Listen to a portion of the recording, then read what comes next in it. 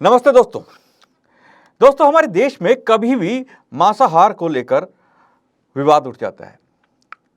कई राज्यों में मांस को लेकर सरकार ने बहुत सारी गाइडलाइंस बनाई हैं। बीती योगी सरकार जैसे ही उत्तर प्रदेश में आई, यानी इस सरकार से पहले की जब सरकार आई तो उसने सीधी लगाम कसी मांसाहार करने वालों पर, एक तरह से कह सकते हैं, क्योंकि उन्होंने मांस की जो दुकानें थीं, खुली दुकानें थीं, उनके लिए गाइडलाइंस तय करी। गाइडलाइंस ना मानने वालों पर एक तरह से चाबुक चला और जो मांसाहार खाने वाले लोग, मुस्लिम समुदाय के अधिकतर लोग, उस समय बहुत परेशान थे। उन्होंने अलग अलग तरह के आरोप लगाए। अब चर्चा ये होती है कि कई सरकारें नवरात्र आते ही इस प्रकार के बैन लगाती हैं। बैन लगाकर उनका कहना है कि हिंदुओं की भावनाओं को ठेस पहुंचती है। वहीं एक और वर्ग जो कि मांस खाना चाहता है, मांस भक्षी है, और वो वामपंथी भी हैं, हिंदुओं में भी हैं बहुत सारे वामपंथी। ऐसा नहीं है कि इस्लाम को मानने वाले ही केवल हैं, अन्य धर्मों को मानने वाले भी मांस को खूब खाते हैं। तो वो लोग अलग अलग प्रकार के तर्क देते हैं। कुछ का कहना है कि मांसाहार आवश्यक है, कई चीज़ें तर्क देते हैं। आज इसी पे हम चर्चा करेंगे। हमारे साथ मौजूद हैं जाने माने वैदिक विद्वान आचार्य विष्णुमित्र वेदार्थी जी। आपका बहुत बहुत स्वागत है आचार्य जी हमारे इस कार्यक्रम में। आचार्य जी, सबसे पहले एक बहुत तर्क दिया जाता है, जैसे ही कोई सरकार किसी भी त्यौहार के उपलक्ष्य में मांसाहार या मांस की जो दुकानें हैं, जो मीट बेचने की दुकानें हैं, उन पर रोक लगाती है, बैन लगाती है, तो मांसाहार करने वाले लोग वो सब तरह के लोग हैं, उसमें कोई धर्म विशेष के लोग नहीं हैं। उसमें लगभग सभी धर्मों के लोग जो हैं ये विरोध करते हैं कि हमारा भोजन है, हमारी आज़ादी है। कुछ लोग तर्क देते हैं कि मनुष्य मांसाहार के लिए बना है।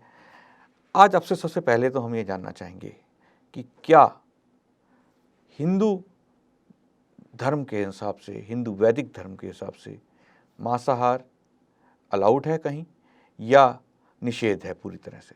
आदरणीय अमित जी, आज का विचारणीय विषय आपका बहुत ही अत्युत्तम है और इस विचार को जो लोग सुनेंगे वो एक वेद का मार्ग प्राप्त करेंगे। हमने गुरुकुलों में वेद आदि सभी सत्य शास्त्रों का अध्ययन किया है। उन सब में मांसाहार को निषिद्ध ठहराया है। वेद का एक वाक्य है, यह आमम मांसम अदंती पौरुषेयम च ये क्रविः गर्भान खादंती केशवास्तानि तो नाशयामसि।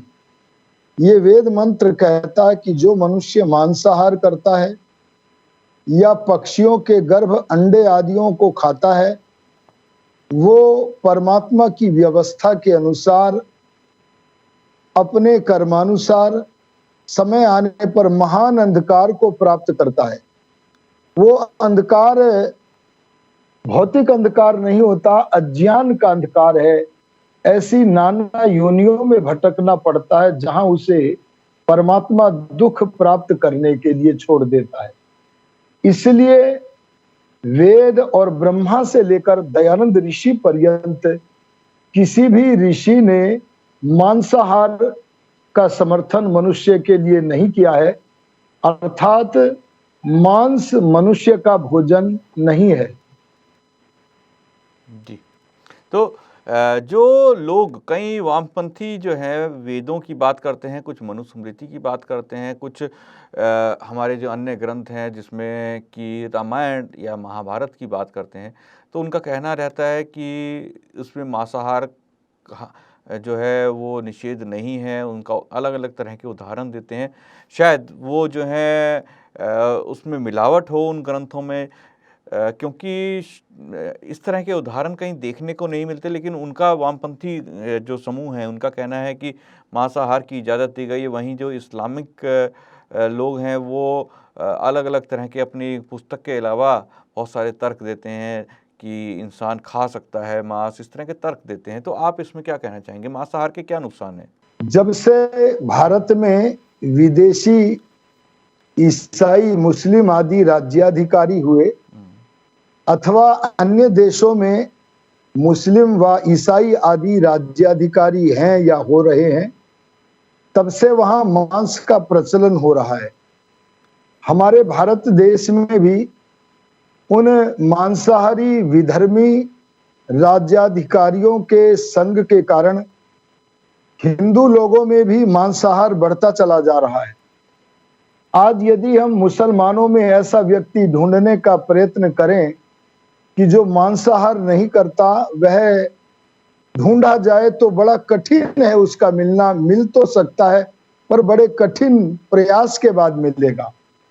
इसका कारण है उनके जो धर्म के, तथाकथित धर्म के जो मूल ग्रंथ हैं, उनके जो सांप्रदायिक ग्रंथ हैं, उन कुरान आदि दुष्ट ग्रंथों के द्वारा उनके अंदर मांसाहार का प्रचलन है। और जो वैदिक लोग हैं, वैदिक धर्म को जानते नहीं है पर मानते हैं, ऐसे लोग अपने स्वाद के कारण, दुष्ट मांसाहारियों के संग के कारण उनके अंदर भी ये दोष आ गया है। इसलिए दुष्ट लोगों का संग छोड़कर सदा सत्य ग्रंथों का स्वाध्याय करना चाहिए और उन्हीं को पढ़कर के अपने मानव जीवन को उन्नत करना चाहिए। मांसाहार दोष इसलिए है क्योंकि उसमें हिंसा होती है। वैदिक धर्म में तो अहिंसा परमो धर्मः कहकर अहिंसा को परम धर्म कहा गया है।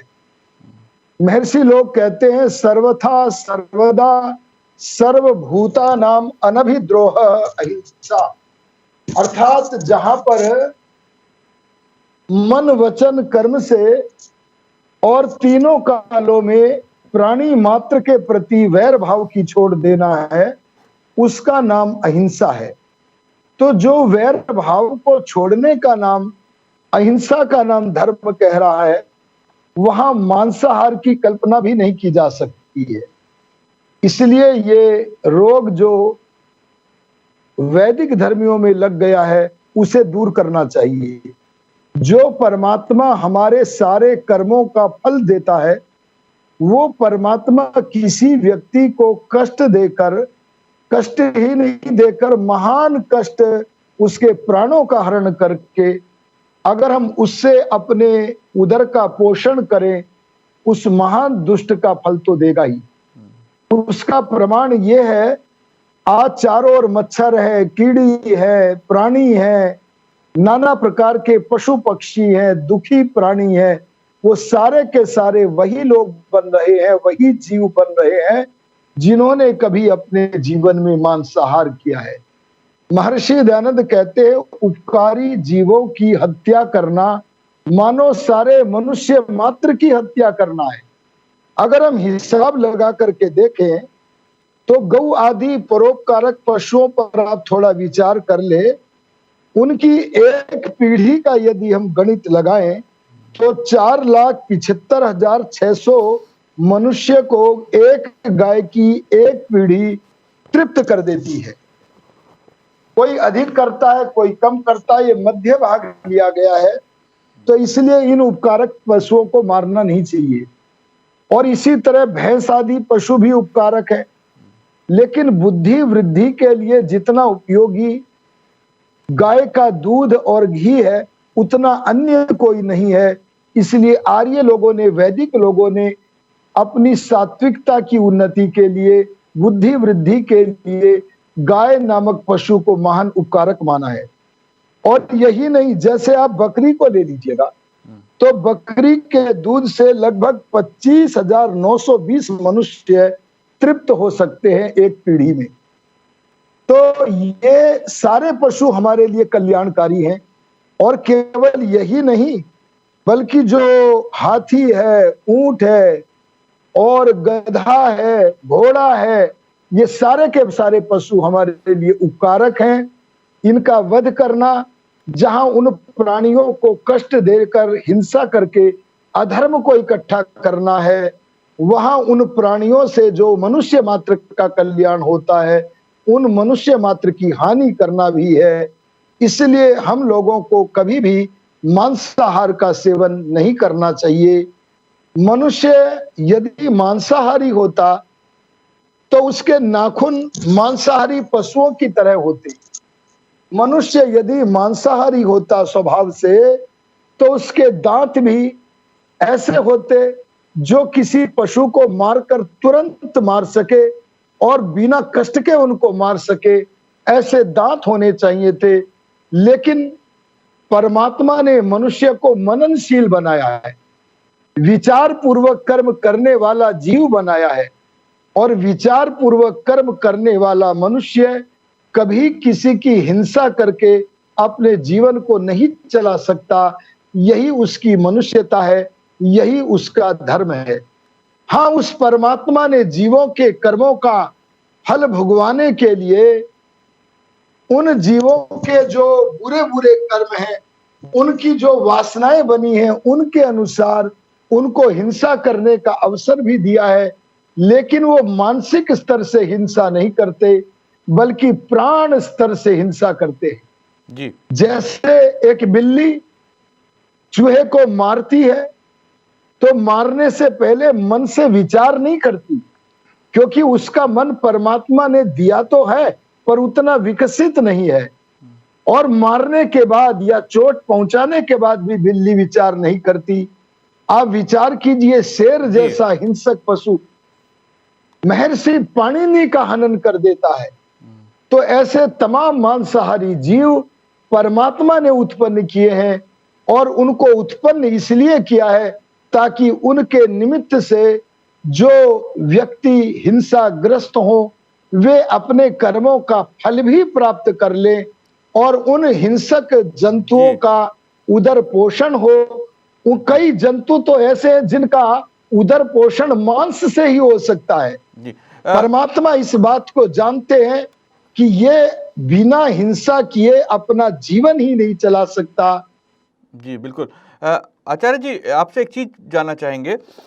एक सर्वे के मुताबिक भारत में 80% जो पुरुष हैं वो अंडा, मीट, चिकन या मीट का सेवन करते हैं, और 70% महिलाएं। एक सर्वे 2015 का था, उसके हिसाब से लगभग 75% भारतीय जो हैं किसी ना किसी प्रकार से मांसाहार या किसी भी पशु का से बना प्रोडक्ट उसका इस्तेमाल करते हैं। उसके अंदर अब सवाल ये उठता है कि जो मांसाहार की बात करते हैं उसमें अंडा खाना, उसको लेकर जब बात की जाती है तो तर्क देने वाले बात करते हैं कि अंडा जो है एक दूध के समान प्रोडक्ट है जो कि एक पशु देता है, और जैसे दूध गाय या हम किसी पशु से प्राप्त करते हैं, उसी प्रकार से अंडा भी हम किसी जानवर से प्राप्त करते हैं, मुर्गी से प्राप्त करते हैं, तो उसकी तुलना वो दूध की और अंडे की तुलना बराबर करते हैं। तो इसके बारे में बताइए, क्योंकि आजकल कुछ लोगों ने वीगन के नाम पे दूध का भी सेवन करना छोड़ दिया है,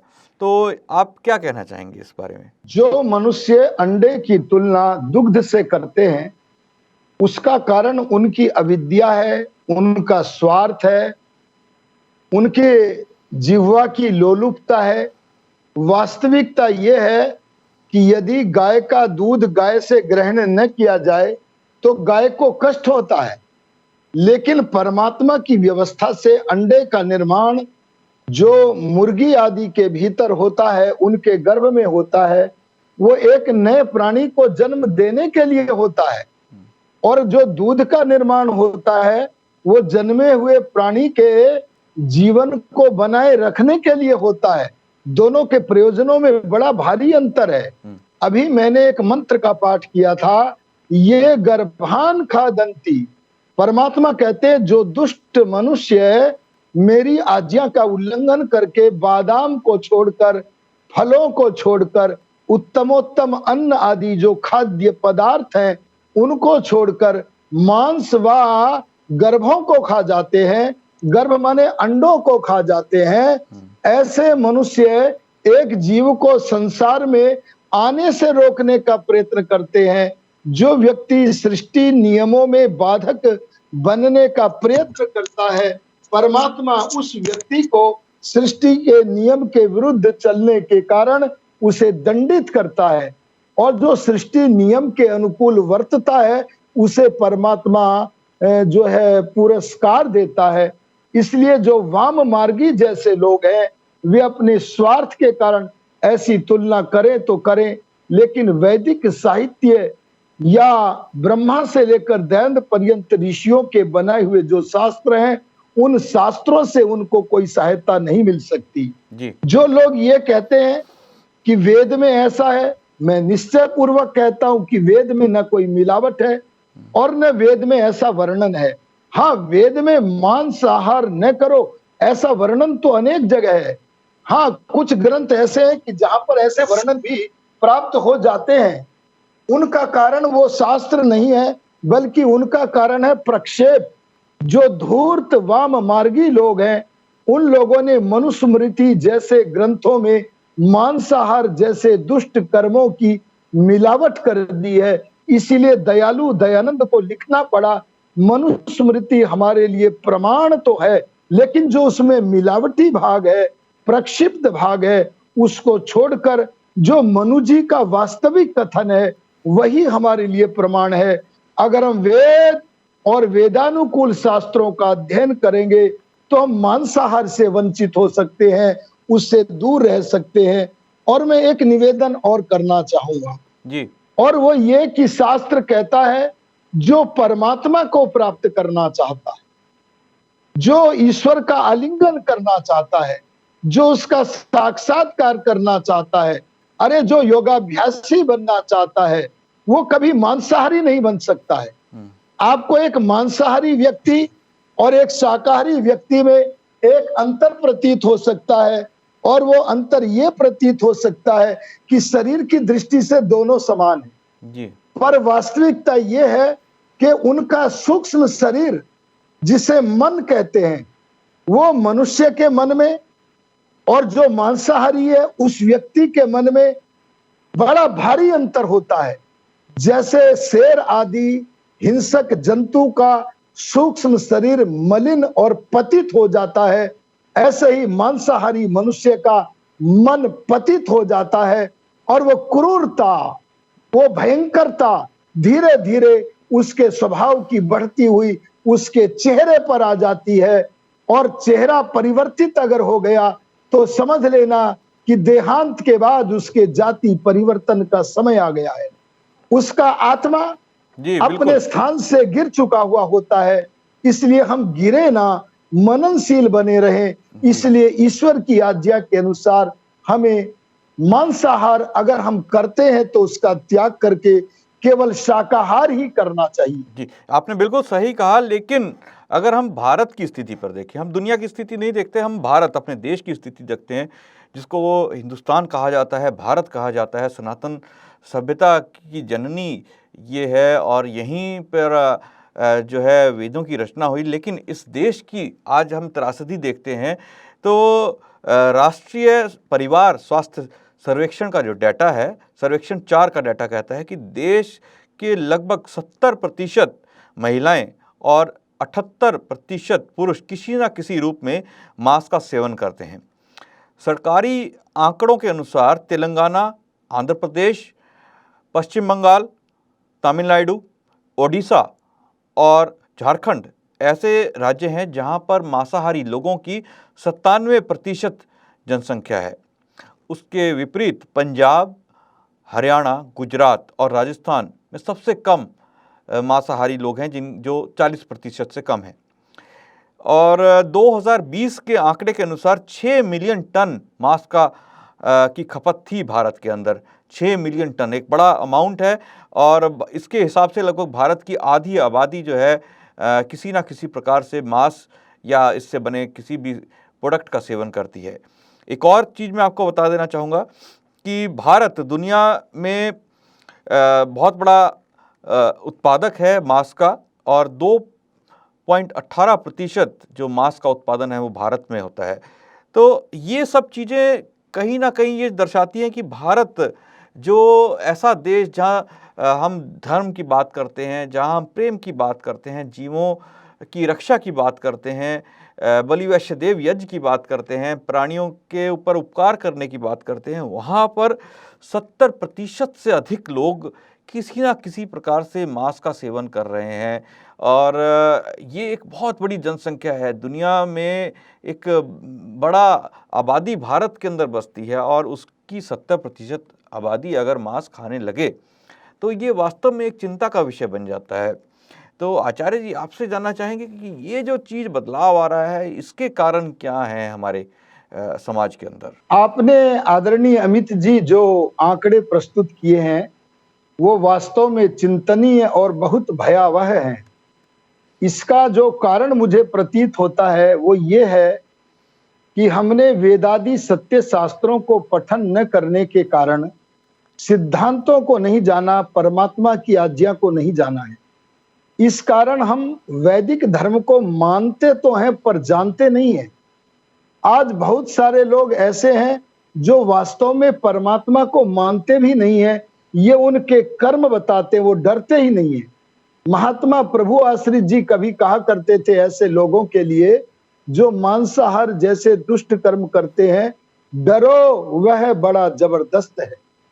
आज हमें नाना प्रकार के प्राणियों के कष्टों को देखकर ये विचार करना चाहिए कि यदि परमात्मा न्यायकारी है तो वह न्याय के आधार पर ही हमें दुखों को भी देता है। कितने पशु पक्षी दुखों को प्राप्त कर रहे हैं। ये दुख हमें न मिले, मनुष्य योनि हमें न छिने, इसके लिए हमें मांसाहार का त्याग वैदिक धर्म के प्रकाश में करना चाहिए। आज इतना बड़ा जो आंकड़ा हुआ है उसका कारण ये है कि कई संप्रदायों के जो मौलिक ग्रंथ हैं जी, वे भगवान के बनाए हुए ग्रंथ हैं, ऐसी प्रसिद्धि कर दी गई है, पर वास्तव में वे जंगली लोगों के बनाए हुए ग्रंथ हैं। चाहे वो ईसाई हो, चाहे वो बाइबिल हो, चाहे वो कुरान हो, ये महान दुष्ट लोगों के बनाए हुए ग्रंथ हैं। उनके आधार पर वे मांसाहार करते हैं और जहां तक हिंदुओं की बात है वे धर्म ग्रंथों में इसका सहारा प्राप्त नहीं कर सकते, पर उन लोगों की संगति के कारण, अपने स्वार्थ के कारण, अविद्या के कारण, इनके कारण ये आंकड़ा बढ़ता चला जा रहा है। हमारे यहाँ भारत में एक प्रांत है उत्तर प्रदेश, वहां योगी जी ने गायों को मारने का रोक दिया है, गौशालाओं का निर्माण किया है। अरे इसीलिए तो गो कृष्यादि रक्षिणी सभा नवयुग प्रवर्तक महर्षि दयानंद ने बनाई थी। एक बात मैं कहना चाहूंगा, जो गाय एक बार हमें दूध पिला देती है वो माता की तरह कुछ ना कुछ तो उपकार करती है।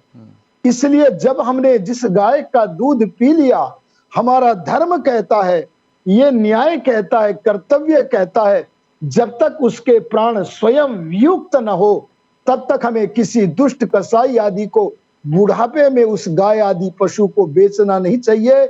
हमारा कर्तव्य है, अगर हमने लाभ लिया है तो हम उसके संपूर्ण जीवन उसकी सेवा करें। जी, बिल्कुल सही आपने कहा कि जिस पशु से हमने लाभ लिया उसकी हमें सेवा करनी चाहिए। और सनातन धर्म को बदनाम करने वाले लोगों की इस दुनिया में कमी नहीं, क्योंकि वाम मार्ग एक ऐसा समय था, वाम मार्ग जब प्राचीन काल में फैला तो बहुत सारे ऐसे लोग आए जिन्होंने वेदों के अंदर ऐसी ऐसी बातें लिखी अपने भाष्यों के अंदर कि जिसने आगे चलकर वेदों का एक तरह से स्वरूप गलत लोगों को पेश किया। लेकिन महर्षि देव दयानंद ने जब अपना भाष्य लिखा तो उन्होंने वेदों की वास्तविकता को दोबारा से स्थापित करने का प्रयास किया और किया भी। और दुनिया भर में आज आर्य समाज जैसी संस्थाएं इसको पूरे दुनिया में फैला रही हैं कि जो वेद का जो वास्तविक रूप है वो क्या है। क्योंकि वाम मार्गियों ने जो अपने भाष्य लिखे उसके बाद बहुत सारे ऐसे लोग आए, मैक्स मुलर, विल्सन, ग्रिफिथ, इन लोगों ने जब उन वाम मार्गियों के जो भाष्य पढ़े उसके अंदर बलि प्रथा या मांसाहार की चीज़ें जो देखी, उन्होंने उसको एक तरह से प्रचारित करना शुरू कर दिया कि देखिए वेद के अंदर किस प्रकार से मांसाहार या इस तरह की चीज़ें जो गलत हैं वो बताई गई हैं, तो वेद किस प्रकार से उसकी कमियां एक तरह से गिनाना आरंभ करी। और उसका सहारा उन्होंने लिया सायन या महिधर जैसे विद्वान जो उस समय के थे, जो वाम मार्गी विद्वान थे, और उन्होंने अपनी भाषा में भाष्य किया वेदों का। और उसमें अपनी चीज़ें डाली तो उसको एक तरह से आधार बनाकर दुनिया भर में सनातन धर्म को एक तरह से बदनाम किया गया। लेकिन महर्षि दयानंद का अगर आप भाष्य पढ़ते हैं और उससे आपको पता चलेगा कि वास्तव में वेद में क्या लिखा है। उसमें जो मांसाहार या बलि प्रथा का कहीं भी उल्लेख नहीं है, उसको निषेध ही बताया गया है हर जगह पर। यज्ञ की परिभाषा अलग तरह से बताई गई है। तो ये सब चीज़ें एक समय के बाद जो वामपंथी थे उन्होंने इस्तेमाल करी प्रचार के लिए अपने एजेंडे के। और आज जो भारत की स्थिति अभी हमने बताई कि भारत में किस प्रकार से आज अधिकतर लोग मैं इसलिए कह रहा हूँ क्योंकि अगर सरकारी आंकड़े ये कह रहे हैं कि 70% से ऊपर के लोग किसी न किसी प्रकार से मांसाहार या मांस से बने या एनिमल प्रोडक्ट का इस्तेमाल कर रहे हैं, तो ये गंभीर स्थिति है भारत के लिए। दोस्तों, ये हमको समझना होगा कि हम शाकाहारी हैं, हमारी संस्कृति शाकाहारी है, मानव शाकाहारी है, और इस सब को अगर हम समझेंगे तो वो अच्छा रहेगा हमारे लिए, इस प्रकृति के लिए, इस जीवन के लिए, इस धरती के लिए। महर्षि दयानंद जी महाराज का भाष्य पढ़ करके मैक्स मूलर ने कहा था जी, अगर मैं अपना भाष्य करने से पहले महर्षि दयानंद का वेद भाष्य पढ़ लेता तो मैं वेदों के भाष्य को बिगाड़ने का काम न करता। जी बिल्कुल, ये बहुत आपने जो बात कही ये बहुत ही महत्वपूर्ण बात है कि महर्षि दयानंद का भाष्य पढ़ने के बाद अगर मैक्स मूलर को ये बात का ज्ञान हुआ तो जरूर हमारा एक कार्यक्रम देखने के बाद जो लोग मांसाहार का पक्ष लेते हैं और बहुत सारे अपने अपने तर्क देते हैं, धार्मिक आधार भी बताते हैं उसको लेकर, और उनका कहना है जो भी चीज़ें हमने इसमें डिस्कस करी हैं, अलग अलग ग्रंथों का तर्क देते हैं, उन सब का जो है एक तरह से आंखें खुलेंगी, उनका ज्ञान बढ़ेगा और वो भी मांसाहार छोड़कर शाकाहार की ओर आएंगे। आचार्य जी, आपका बहुत बहुत धन्यवाद। दोस्तों, कल फिर मुलाकात होगी एक नए विषय और एक नए मुद्दे के साथ। मुझे दीजिए आज्ञा। नमस्ते।